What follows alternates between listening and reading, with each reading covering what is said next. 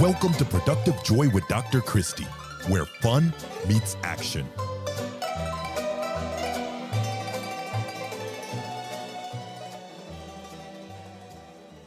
Hi, friends. Welcome to Productive Joy. Oh my goodness, am I excited to spend a little time with you and introduce you to my new friend, Lexi. But before we get there, you have to follow this podcast. If you are not following this podcast, you will not find out about cool people like Lexi, and that's no fun. And so please follow. Please share. It really is the easiest and best way for us to get this message out because I think we could all use a little more productive joy. So today we have a wonderful guest with us. Her name is Lexi Godlewski.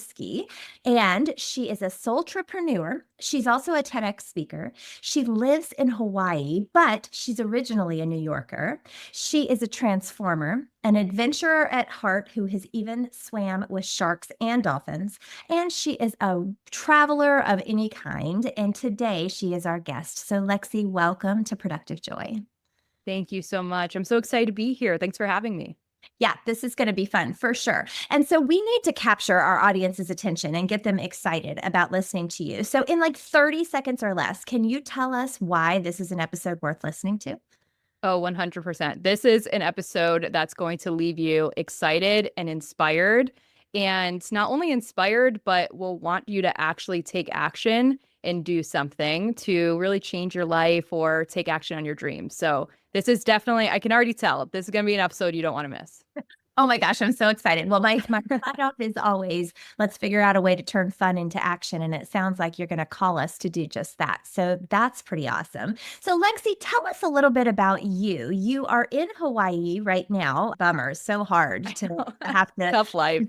plummet over there. But you're in Hawaii right now, but that's not where you started. However, that was part of your transformation. So why don't you tell us a little bit about what took you all the way over to the little islands? Definitely. So we're going to start from the top here. So growing up all my life, I really followed the path that I thought I was quote unquote supposed to take. So, I went to school, did all their extracurriculars, got good grades, and kind of followed this path. And so when I was in college, by the time I was a senior in college, I actually started this little passion-driven side hustle from my college dining hall. And I went to school for business and marketing, so that's what my background's in.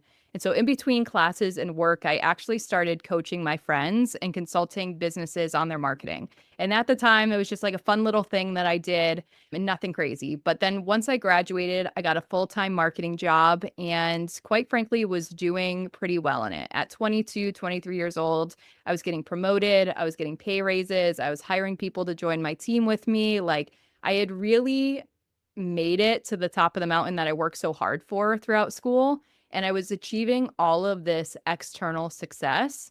But at the same time, I was so miserable and I hit it well. So no one knew, but I hated my life. I hated getting out of bed every morning. I hated going to work. I hated what I was doing. And so it was really this just interesting experience that I had where it's like, I should be happy right now. Like I'm getting promoted, I'm climbing the ladder, I'm achieving all this success at a young age. But at the same time, I'm like, why am I not happy? Why am I not fulfilled? And so there was still this calling in me that really wanted me to go back to those roots of what I was doing in my college dining hall of. I really wanted to coach people and I really wanted to work with businesses more deeply and that type of thing. And so I decided to, I kind of had these different epiphanies while I was working at that job where I would see people who were much older than me and they would be working this job and you could also tell that they were unfulfilled and they were unhappy. And I remember having this moment where I was sitting at my desk and I kind of thought to myself, like I looked up to this one coworker of mine who you could just tell hated also her job. Like she did not want to be there and she had spent her full career there. And so I just kind of had this epiphany moment where I was like, if I stay here, that's going to be me. And I don't want to keep living this unhappy life. Like there was just this voice in me that kept saying there has to be more to life than this. I didn't work so hard throughout school and everything to just make it here and not be happy. And so I decided to take a leap of faith and bet on myself. And I up and left that job to start my own business from scratch. And I went and picked up side hustles in the meantime, where I was a coffee barista by day and a babysitter by night, and would work on my business in the off hours and try and figure out how to grow a business. And essentially, I really listened to that soul calling in me that always, like, I always knew I wanted to be an entrepreneur. I always knew I wanted to do my own thing. And so I really asked myself, I was like, what if we just see what happens if we listen to that calling and go for it and see what's on the other side of that? And so that's really what I did. And people thought I was crazy for leaving that job. They're like, you work so hard for this, like you're doing it. Why are you quitting now? And I was like, I just have to, like, for me, I'm so driven to see what's really possible and to live life without regrets. And so for me, I was like, I know that if I don't do this, I'm going to regret not going for it and seeing what happens. So I did that. I ended up building this business from scratch and just slowly but surely learned how to build a business along the way and learned a lot from failure and picked myself up from that. And then over the years, that all happened in New York, which is where I'm born and raised. And then after the pandemic, I kind of had these epiphanies again where I'm like, okay, I see my 20s going by and all I'm doing is working at my computer every day. I'm like, my life is not filled with any excitement or adventure. Like, I'm literally just sitting at my computer clocking 12-hour days. And so at the time, at the end of 2020, Hawaii was actually encouraging remote workers and entrepreneurs to come out here since tourism took such a pause. And so I had at the time never been to Hawaii and I didn't know anyone out here, but I hopped on that bandwagon. I told my family, again, this is a soul calling. Like, I've always wanted to live somewhere warm and by the beach after growing up on the East Coast. And I told my family, I was like, you know what? Let me go try this out for a year and just see how it goes. Cause I know, again, if I don't do it, I'm going to regret this. And so I'm up and moved out here. I sold my car in New York. I bought a one-way ticket. I found housing online and just sent it and came out here and ended up falling in love with it. And so now I've been out here for over 3.5 years now.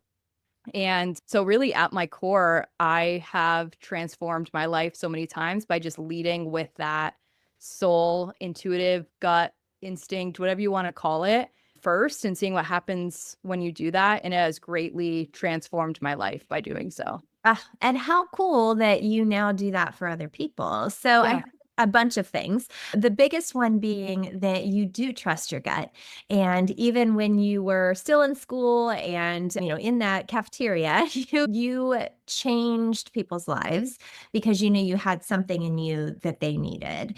And then fast forward, now you do that professionally and help other people figure out how to follow their gut. And what I love is that soul aspect. I like the play on words, the soultrepreneur.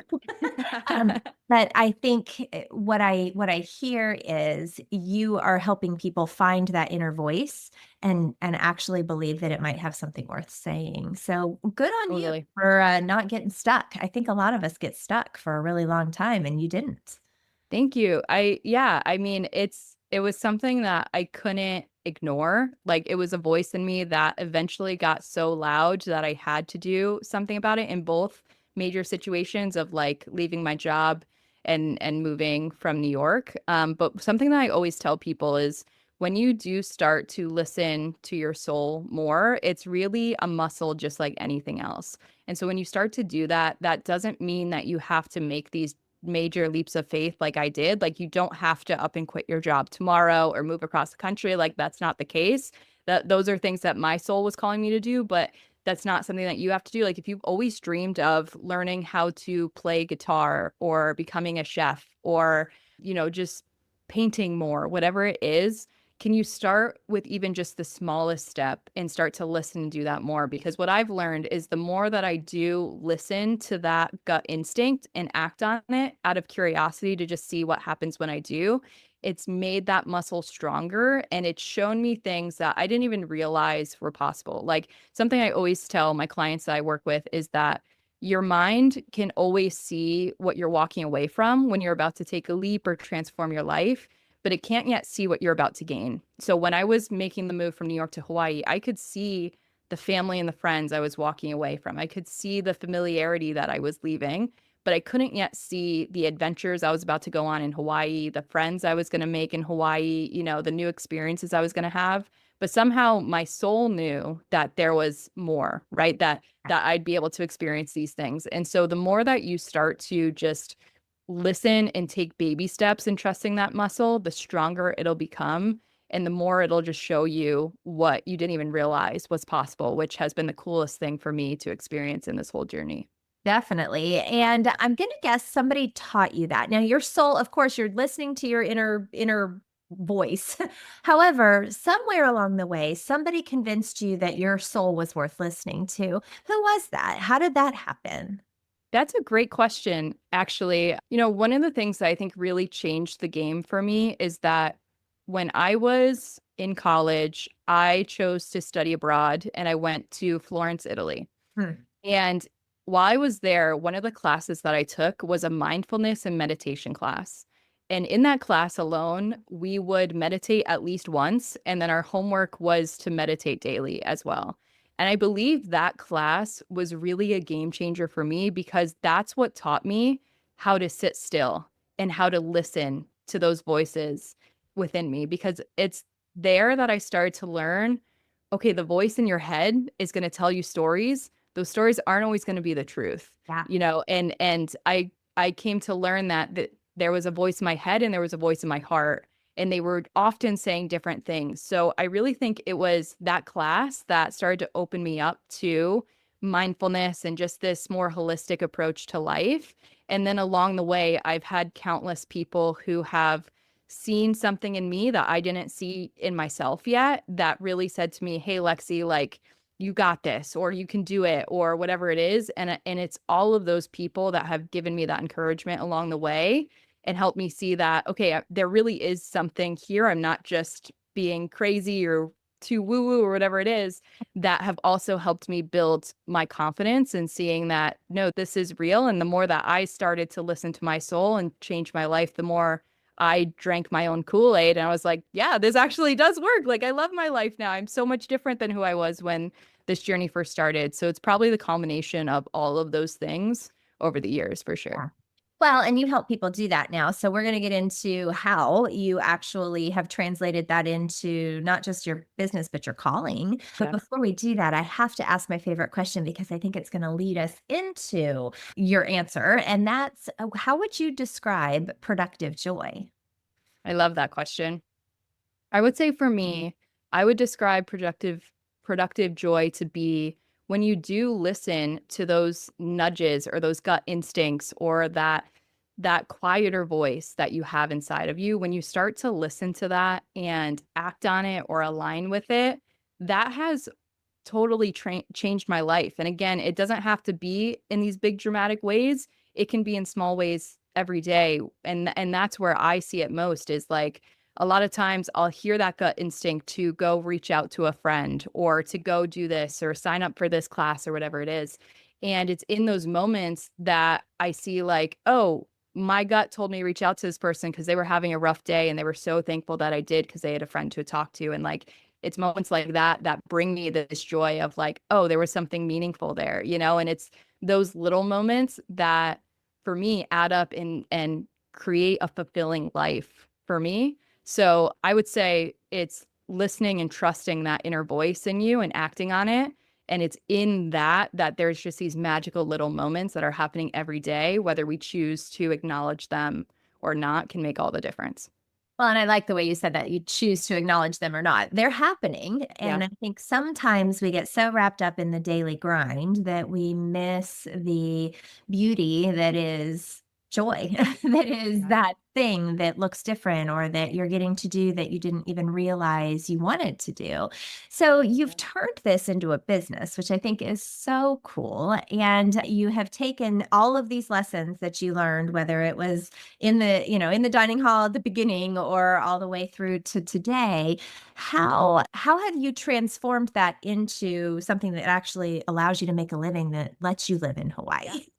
Great question. So, one of the things that I've come to learn when I left my full-time job and started my own business, and I was really learning myself, like how, I went to business school and yet I'm still like, how do I build a business? How do I market this? How do I do all of this?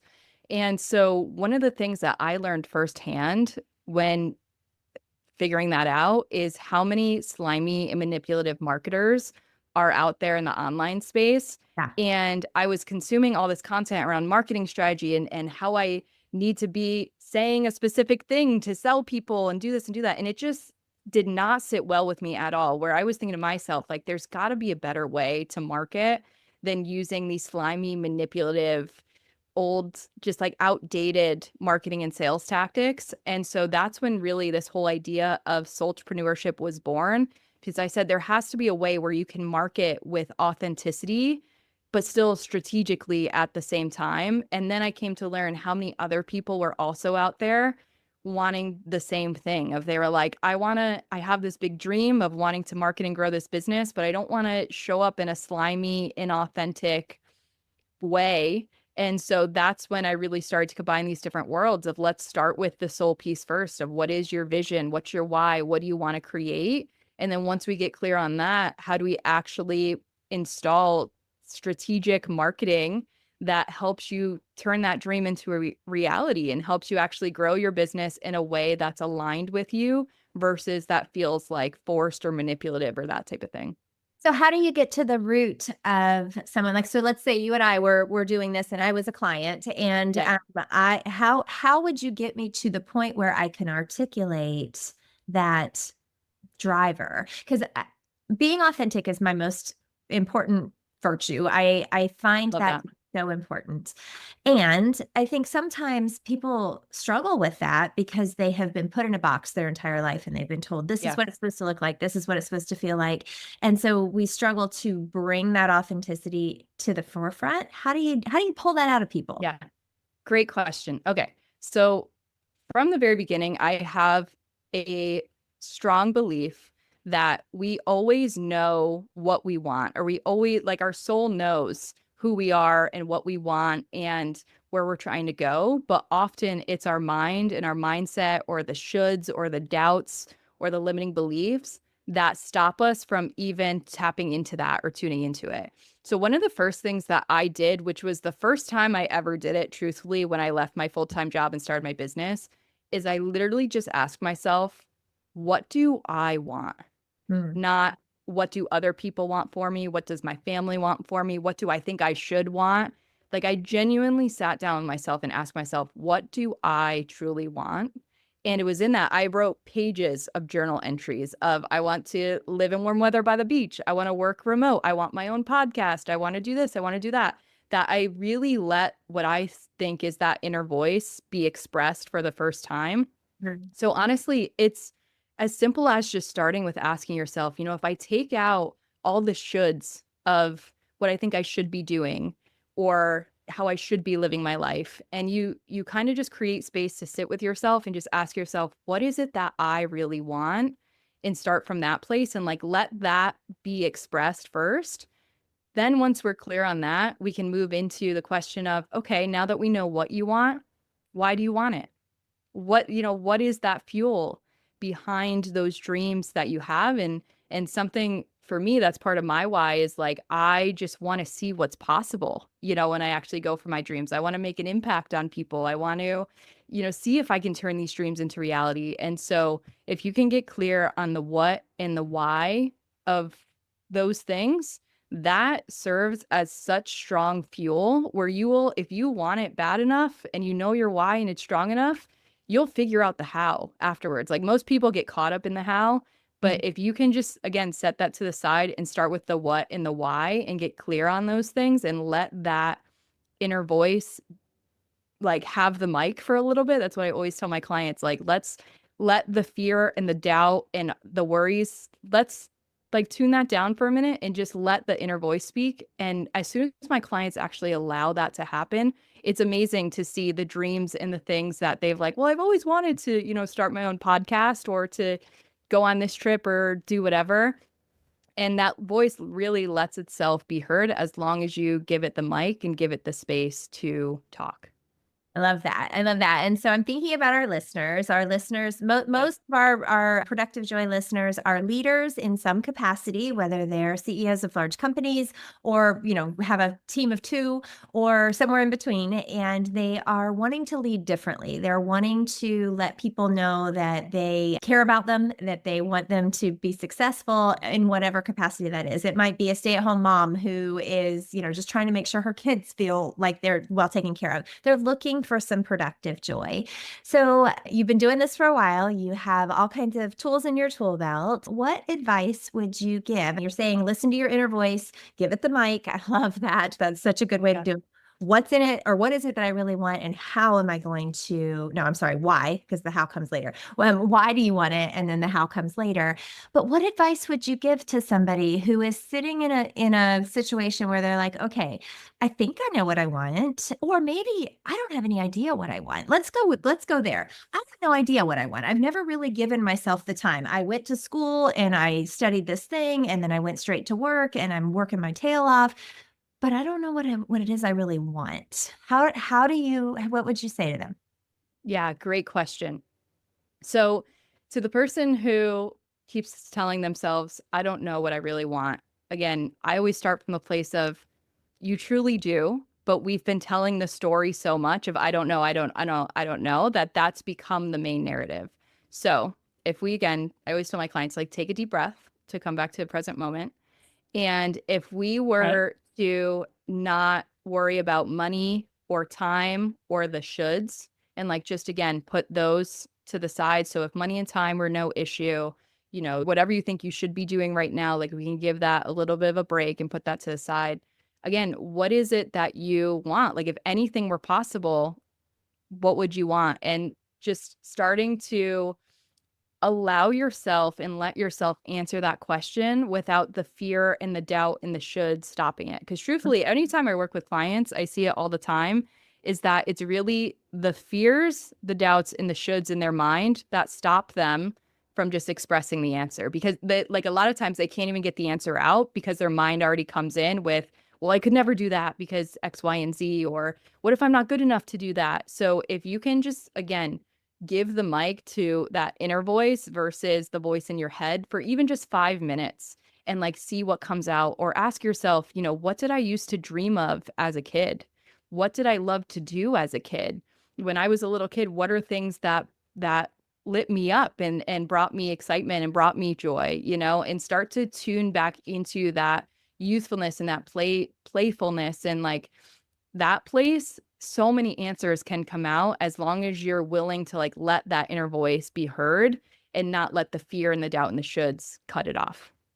Well, the fear and the doubt you hear about all the time, it's the shoulds that I think are an important factor that we forget about, right? The shoulds are yeah, but I should want to be super successful in my job as it is. Like you got this dream job. It was everything that you ever wanted and you were crushing it and doing really great. And that was not what was speaking to you. And so it was the shoulds that got in the way. I think that's the thing I'm hopeful that our listeners are thinking about right now is, what are the shoulds? Are the shoulds that I should be, you know, making X amount of money by the time I'm this age? Or is the should that I should show my children that this is the only route? You know, like I think about my own kids. I have 23-year-old twins, and they are about as different as night and day. And one went the school route and one went the non-school route.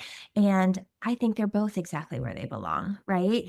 But I think there's a should that goes on in my son's head that says I should have gone to school and I should have done these things. And the reality is, no, actually, that's completely okay. But you can't shut the shoulds up. Yeah. It's really hard to shut the shoulds up. And so I guess maybe that's the takeaway for today, is to shut the shoulds up. And I can't believe I said that 3 times without bringing it up. I'm so proud of myself. What I always tell clients too is to stop shoulding on yourself. Like stop being like, oh, I should be further ahead, or I should be doing this, or I should be doing that. Like, don't be afraid to rip up the rule book. So many of us are living in an outdated rule book that's not even working for us or not even written for us, you know? And I think about it too. Like when I told people that I was moving 5,000 miles from home to a place I'd never been, didn't know anyone, you better believe they were like, why are you doing, like, all the shoulds came up. They're like, you know, why are you doing that? That's crazy. Who are you to think that you can go and do that? And this is the listener's reminder that you can rip up the rule book anytime and write your own rule book and like I have seen firsthand that the more that I listen to that inner voice and trust it, which is also key here because you're going to hear a lot of that outside noise from people who aren't listening to their own soul. But the more you can listen and trust and not be afraid to rip up the rule book, to do things your own way or to take your own path, that is really key because those shoulds are going to come up, but it's just a matter of, are you going to let that stop you or not? Yeah. So, Lexi, how would somebody find you if they're listening to this and they're going, my goodness, do I need more Lexi in my life? Like, I need her to tell me that I can rip up the rule book or that I should stop shoulding. Yeah. How would somebody find you? Yeah, I'd say, first of all, feel free to come connect. I love building relationships with people. I love connecting with people. So you can find me on all major social media platforms at Lexi Godlewski. Or if you want to check out my TEDx talk, you can search on YouTube how to live life fully, and that'll come up. Or if you want my free guide on how you can start transforming your life in business by leading with your soul first, you can go to transformwithsoul.com. Transformwithsoul.com. I love it. Well, and everything about what I saw of you online just screams authenticity. And I think Oh, that's thank you. what you, well, obviously it's what you do, and you do it very well because it was clear to me that you are showing up as your authentic self, which is pretty great, which leads us Thank to our you. rapid fire questions, which I'm always Cool. so excited about. I can't wait to hear the answer. Awesome. Bring them on. I'm ready. Okay. So question number 1, what is your definition of fun? Oh man, living life to the fullest. And even if that's little ways every day, to me, fun, I love having fun. And so I look for ways that I can have fun every day. And if I'm not having enough fun, that's when I know I need to change something in my life. So even just the littlest things, laughing, going and hanging out with friends, being active, all ways that are fun to me. Love it. All right. So then how do you know that you're showing up as your authentic self? Ooh, I would say when I feel excited to get out of bed every day, that's when I know that I am living a life that's authentic and aligned for me. And I've experienced the opposite throughout this journey of there's some days when I'm like, this one client project I'm working on doesn't light me up or whatever it is. And so anytime that I dread starting my day or getting out of bed, that's when I know I need to like realign some things. So I definitely when I'm excited to get out of bed and start my day. Love that. All right. So how do you channel your best self on your worst days? Take it easy on myself. I think I am my own worst critic and I'm very quick to beat myself up. So something I tell myself and I tell my clients is like, if you are someone who tends to beat yourself up, remember that you can take the boxing gloves off at any point, at any time.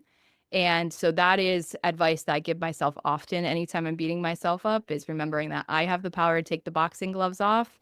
And some days I just need to be easy on myself and like, if all you do today is get out of bed, you made it through the day. Like let that be enough for that day and understand you have a fresh start again tomorrow and the day after and the day after. So some days we just need to be easier on ourselves and like gentle on ourselves. So I always give myself that reminder. Ah, that's a good one. That's a good one. All right. So this one's going to be tough because you've said Okay. a lot of really brilliant things. Thank you. Brain research says that people will latch on to one thing, and that's kind of the one major takeaway that they'll have. So from the last 30 minutes, what's the one thing that you really want people to remember about this conversation? The one thing I would love for listeners to remember is that you are more powerful than you know. And there really is power in listening to your gut, your soul, your heart, whatever you want to call that, your intuition. There is power in that. And so, my call to action for the listeners is this year, as we start a new year, like let yourself listen and trust that a little bit more and just have an open mind and see what happens when you do and let life show you what's really possible when you do that. Mm, I love that. There's power in those words. So, ladies and gentlemen, you heard it here. Your call to action is to let that voice be heard and to be thoughtful about the power that it holds. So, thank you so much, Lexi, for sharing Yeah, thank your you. with Productive Joy. I feel like I am a better human because I got to spend a little time with you, and I know all of the Aw. listeners appreciate that as well. So, thanks for being here today. And for our listeners, thank you for dedicating the time, for being faithful listeners, for being here often and sharing all of this information with others. I'm hopeful that you grabbed a couple nuggets of wisdom today. I think you weren't listening if you didn't. So listen to that voice and turn some of these things into actual change, right? Grab the nuggets of wisdom, but actually choose to use them. And then, as always, I'm going to challenge you. My call to action is for you to figure out a way to turn fun into action.